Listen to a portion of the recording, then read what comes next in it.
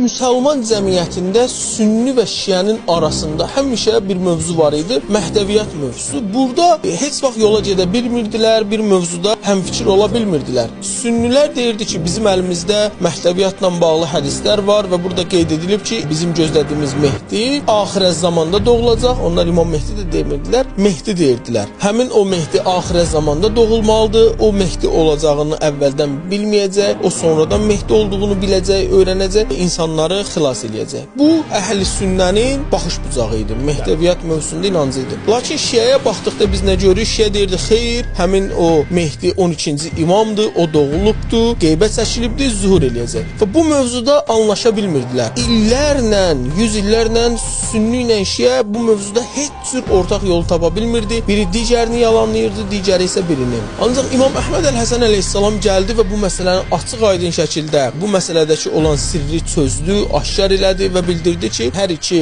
əqidədə olan hədislər doğrudur.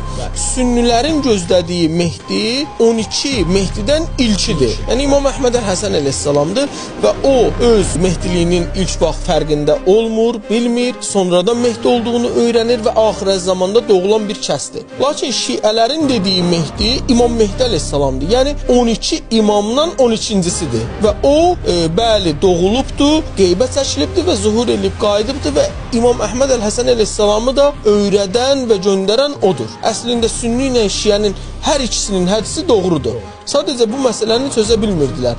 Bu da İmam Əhməd Əl-Həsən əleyhissalamın ilahi elmindən göstəricisidir. İlahi elmin göstəricisidir ki, bu məsələni aşkar elədi. Çünki hədislərdə də var ki, bu elə bir məsələdir ki, sahibi gəlib bu məsələni açacaq, aşkar eləyəcək. Bu baxımdan bizə aydın oldu ki, əslində İmam Əhməd Əl-Həsən əleyhissalam həm də ilk Mehdidir, həm də İmam Hüseyn əleyhissalamdır, həm də Yamanidir.